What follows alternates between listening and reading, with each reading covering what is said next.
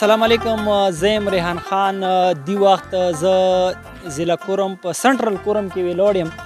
دا د پړچم کني ایریا ده او دې ځای کې تاسو ګورئ واوره شروع ده او ټوریسټ هم رسي. چونکې تاسو پاتې دي کولې ډېره خوشکسلي تېره شوله، خو د څو ورځې کېږي برنونه شروع شولو په لوور کورم کې او په سنټرل کورم کې واوره شروع ده. دا تاسو ګورئ ټوریسټ هم راغلي. دلته یو ټوریسټ سره خبرې کوو. السلام علیکم. ته څه نومیږي او کوم ځای نه راغلی؟ وعلیکم سلام. ما نوم عرفان ده او زه بګن نه راغلی یم، لوور کورم. واورې ته راغلی، څنګه خوند شته، انجوی کوي او چا سره راغلی؟ بالکل واوره څنګه خوند نه کوي، واوره خو خوند کوي. بالکل دې ځل خو لږه لیټ هم سټارټ شوله، خو تقریبا د یوه هفته کېږي واورې سټارټ شوي. نو پاړه چمکنۍ ته مو راغلي یو، ډېره مزه ده کوي، ډېر خوند کوي، مو ډېر انجوی کله او ډېره مزه ده کوي. ډېره مننه. دا تاسو واورېدلو پړچم کني ایریا کې ډېرو ټایم پاس واوره شروع شوې ده. داس کې یو بل ټوریسټ هم ده. څه دوی نه پوښتنه کوو. السلام علیکم ملګري، څه نامه کوم ځای نه راغلی؟ وعلیکم سلام. ما شکیل نامه، زه بګن نه راغلی یم. بالکل ډېره مزه ده کوي. ښه مو پلینینګ کړی، مو خپله فیملي کسانو چکر مو راولګولو، ښه قسمت مو ښه نن مو راشولو او ډېره زیاته مزه ده کوي. ډېره مننه، مهرباني.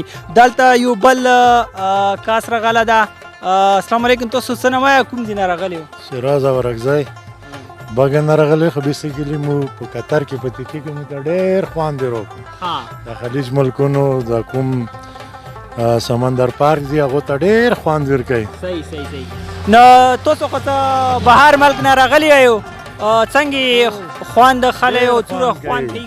ډېره مزه کوي، ډېره کورمه ډېره ښایسته. بیسیکلي مو مطلع سه اډوګر یا د پړچم کني او پراچینور ډېر خوند کوي، ډېره ښایسته علاقه یه، ډېره مزه کوي.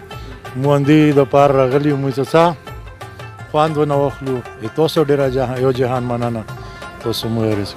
مهرباني، ډېره مننه. دا تاسو ولیدلو، دا راغلي وو پړچم کني ایریا ته راغلي دي ټوریسټ دي. دې نه علاوه مختلفو ځایونو کې، نورو ځایونو کې هم ټوریسټ نوست دي. ځانو سره یې غوښې راوړي دي، خوراکي مواد یې راوړی ده، خوراکونه کوي. او دا نمونه ته هر کله څه کله په کورم کې واورې شروع شي، خلک رسي خپل فیملی سره یا ملګرو سره. او دا پړچم کني ایریا ته یا پراچینور اپر کورم کومه ایریا ده کوم ځای کې واورې کېږي، دې کې 2 ورځې تېروي او خپل مغزې کې پروګرامونه کوي او خوندونه خوري.